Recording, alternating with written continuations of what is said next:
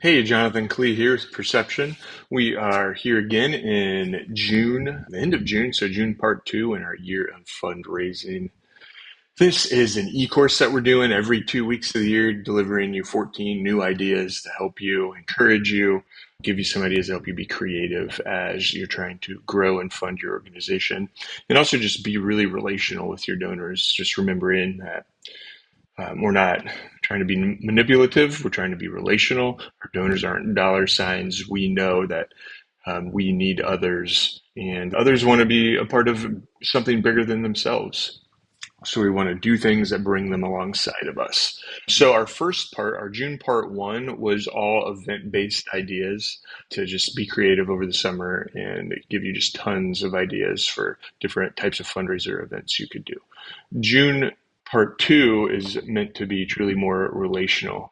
I feel like the very first one is one of the only semi-event type things. It might sound more like an event, but the idea is to host a really small, like a 6 to 8 person dinner party at a donor's house where all the donors who show up all know each other. They're all friends. And so you're just being together relationally, connecting. If you do decide to do any sort of presentation, it's really informal. Maybe you show a few pictures or have some like 5 by 7 pictures printed and tell stories about the people in the pictures, something like that.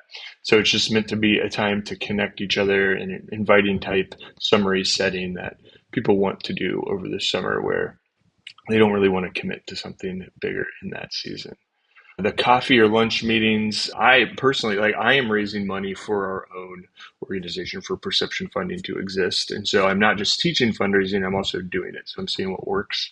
Like I just had a donor lunch today. It's as I'm filming this, it's Thursday. So on Monday I had a donor breakfast. So these things work. People as they're traveling and mowing their lawn and doing summer baseball and all the summery things, they still have time for coffee and lunch meetings. Virtual happy hour, that's just a way if you're just really having trouble getting people to commit to something in person, you could potentially pull off one of those. I've heard a lot of organizations overseas that have US donors have good results with stuff like that. The personalized summer greeting card, this could be anything from a handwritten note to even printing a postcard or two from summer events or activities or trips that you've done as an organization. Let's see what else on here sticks out to me. The summer update newsletter. We really encourage all organizations, all nonprofits, churches, whatever you call yourself, classify yourself as, to send out a monthly update, but maybe you have a specific summer wrap up. Maybe there was a big project or program event that you had that you want to share specifically about, but that can also give you an opportunity at the end of that to cast some vision for what's coming ahead. I'm just going to scroll through this a little more. Let's see. Um,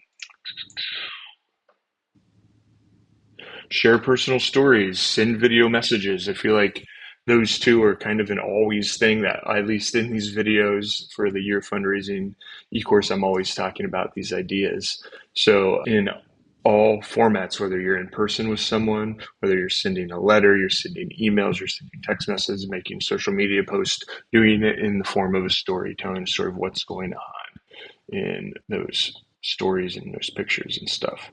Sending video messages. This is a really great way to connect with older generations.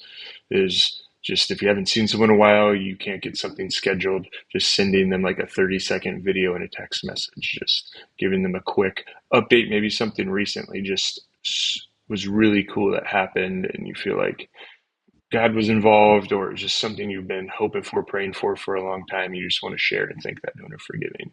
Do that in a quick video to people. That's just a great way to stay in front of them. And then the last one, two, three, four, 5 ideas are just some helpful tips to help pull off the rest of these things. And I feel like it takes this, in these tips, it takes this level of intentionality to really connect with people in this season.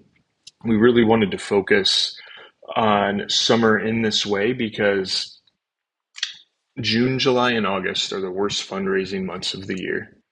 And a lot of times it seems like your supporters are ignoring you or don't want to be involved, and you might tell yourself that they're mad at you or they're no longer going to give. And in reality, it's a silly, simple answer.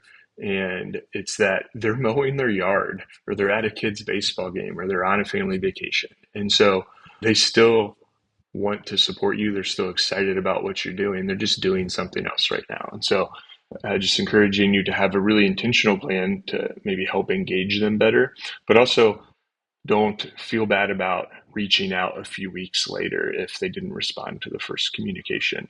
They most likely just forgot you sent them something altogether. And so it's not going to bother them that you respond a few weeks apart. So I think that's it for today. We'll continue to do this and just want to remind you to reach out if you need anything. We have tons of other e-courses in here, edu.perceptionfunding.org. We also have our online giving platform, which is givetransform.org, that accepts all forms of giving, has the lowest fees of all online giving platforms out there. So check us out. Let us know how we can help. See ya.